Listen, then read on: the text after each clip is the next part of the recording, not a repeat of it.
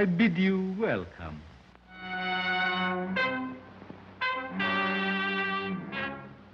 To a new world of gods and monsters. How do you like that, eh?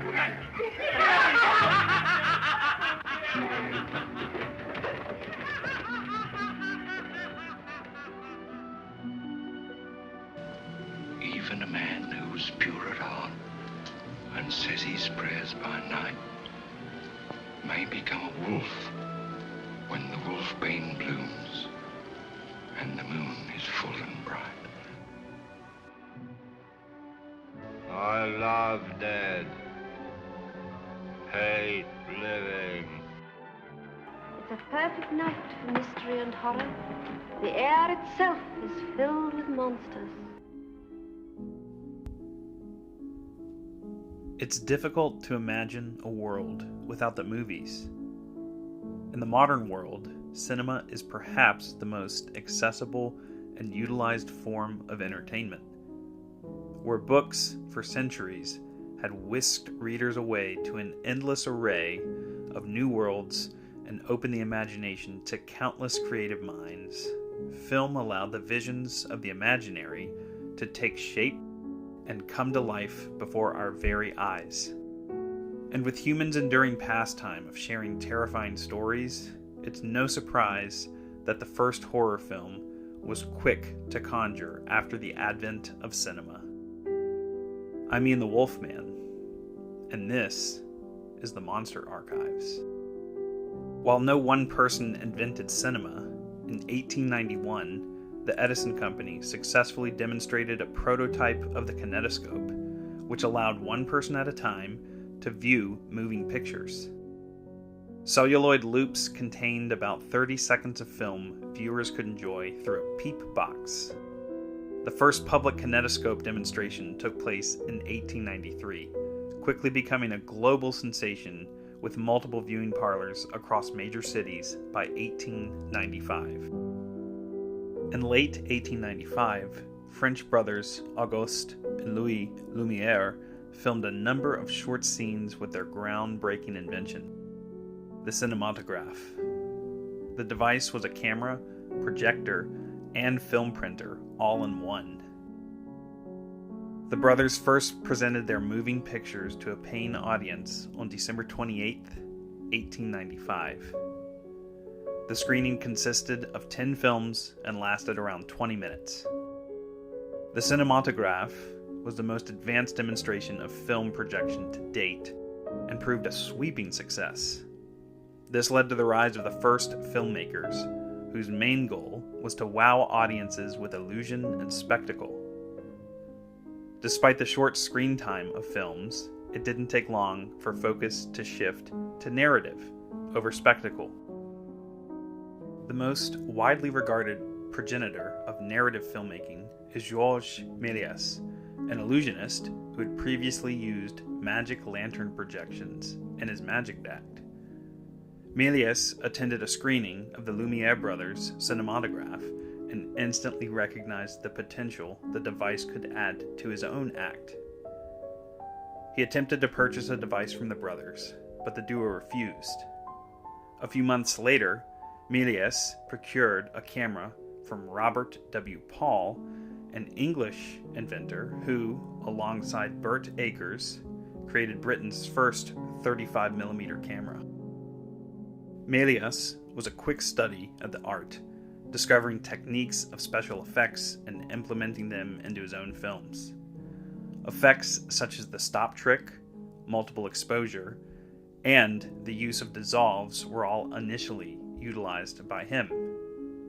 By late 1896, Méliès founded the Star Film Company and began producing, directing, and distributing a wide body of work that would reach over 500 short films.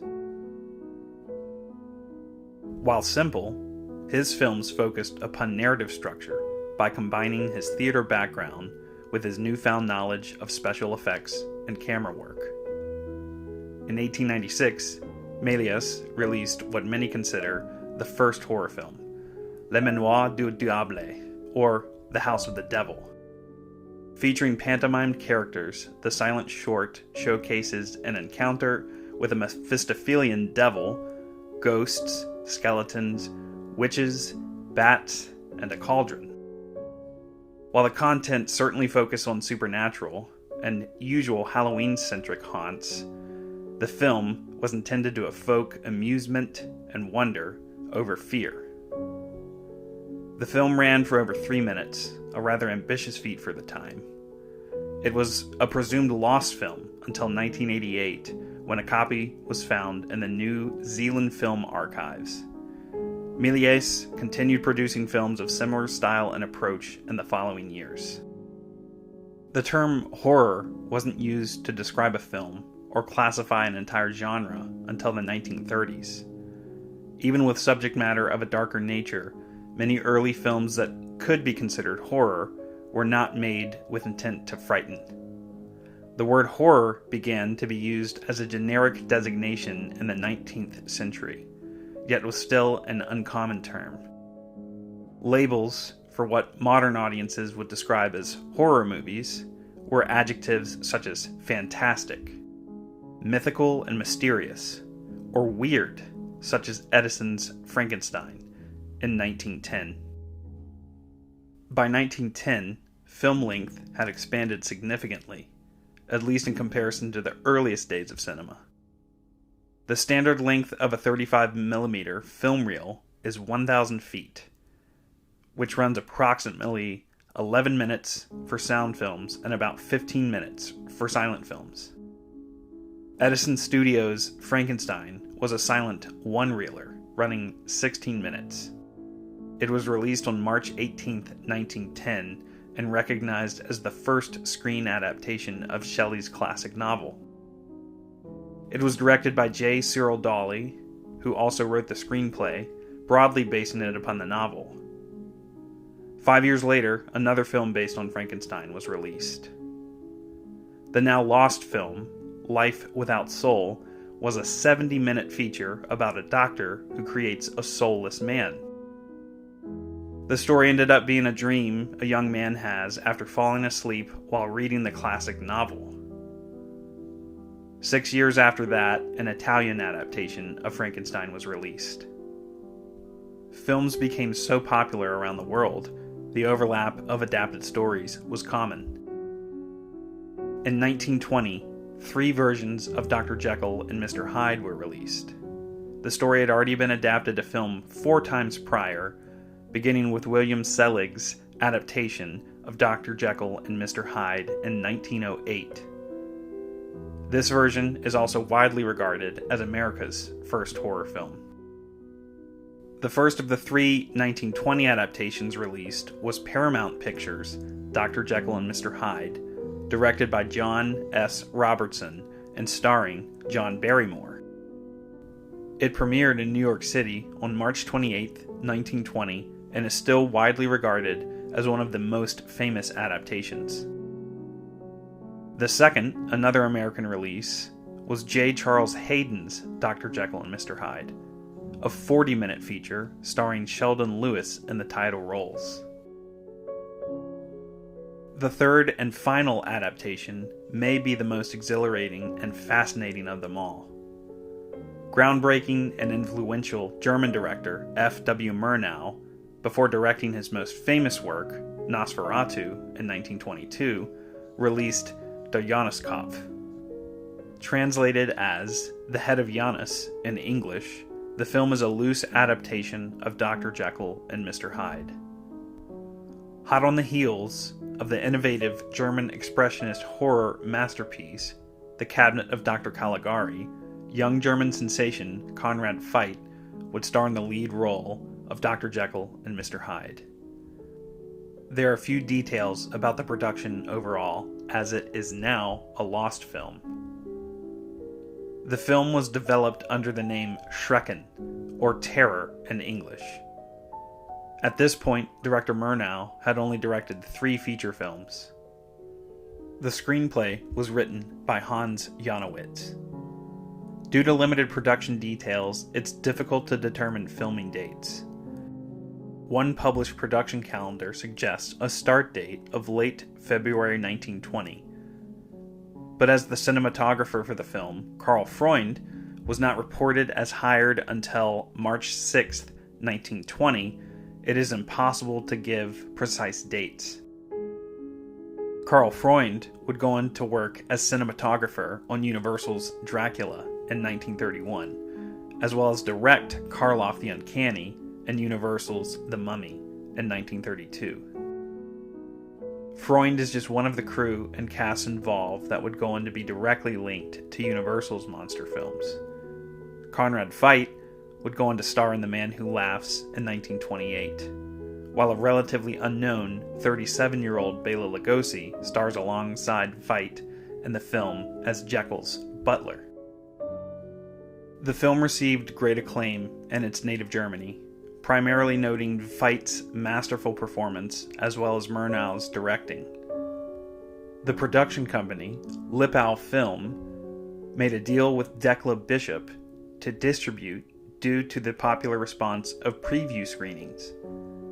The film premiered in Berlin on August 26, 1920. Its title officially changed from Schrecken to Der Jahreskopf, and was subtitled Eine Tragödie am Rand der Wirklichkeit, a tragedy on the border of reality. In this final version, the characters of Jekyll and Hyde are changed to Dr. Warren and Mr. O'Connor, respectively. One review of the film reads, "A great success on account of its breathtaking suspense, and that Conrad Veidt is to be heartily congratulated for his unsurpassable, masterful performance." Despite some sources stating the film was released in the United States as Love's Mockery, that was actually the title for Murnau's Der Gang in die Nacht, released in 1921. With its cast, director, and cinematographer, Der Jahreskopf is regarded as one of the most sought-after lost films, alongside the Lon Chaney starring London After Midnight of 1927. While we're talking about Conrad Veidt, I'd like to back up just a bit. Many of the early 1920s horror films that would go on to inspire Universal's groundbreaking American monster films were of the German Expressionist style. German Expressionism was an artistic movement in the early 20th century that emphasized the artist's inner emotions rather than attempting to replicate reality. German Expressionist films rejected cinematic realism and used visual distortions and hyper-expressive performances to reflect inner conflicts. Films such as Paul Wegener's The Student of Prague from 1913 and The Golem from 1915 began leaning towards expressionist characteristics, but it wasn't until early 1920, with Robert Wiene's The Cabinet of Dr. Caligari, the German expressionist film was fully realized. Starring Werner Krauss and Conrad Veidt, the film features wildly eccentric characters and styles, full of dark and twisted shapes and sets, unusual angles, juxtaposed shadows, and streaks of lights. The Cabinet of Dr. Caligari is considered the quintessential work of German expressionist cinema. And if Caligari is considered the quintessential German expressionist film, there can be only one other that follows it, although many would consider it a more recognizable or famous film: F.W. Murnau's Nosferatu. Following the success of Der Jahreskopf, Murnau directed 6 additional films between mid-1920 and early 1922.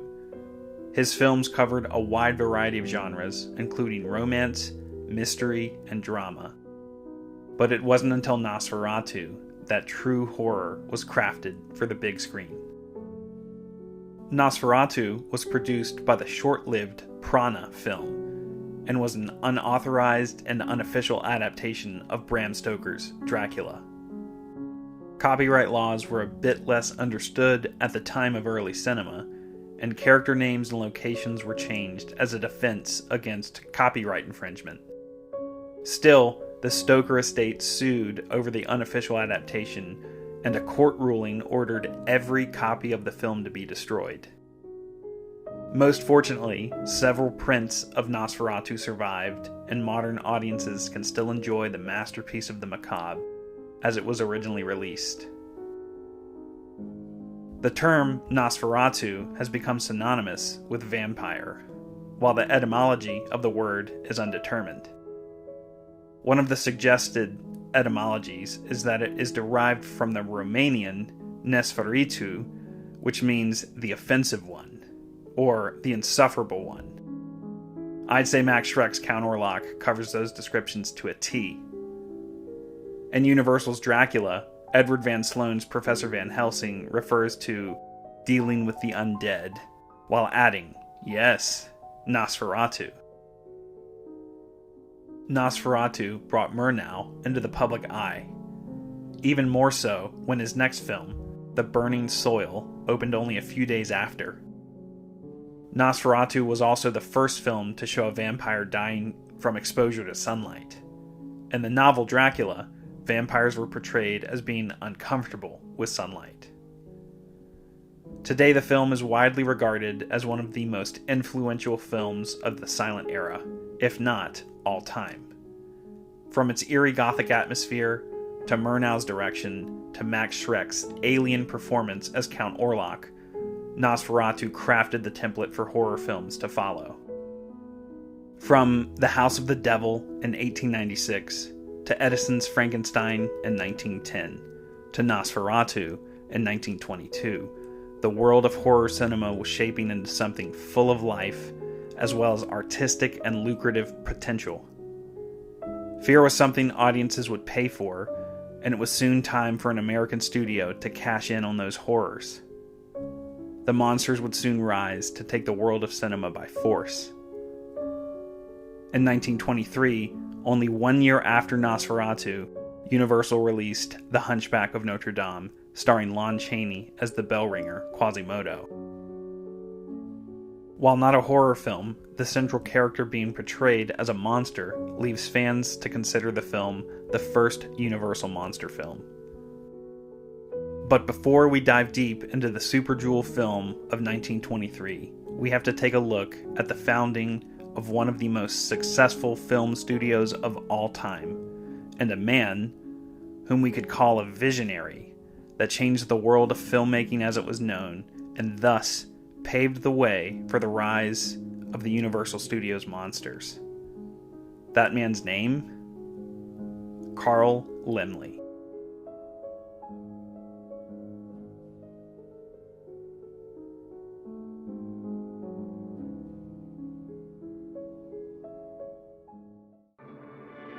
This episode of the Monster Archives was written and produced by me, Ian Bates.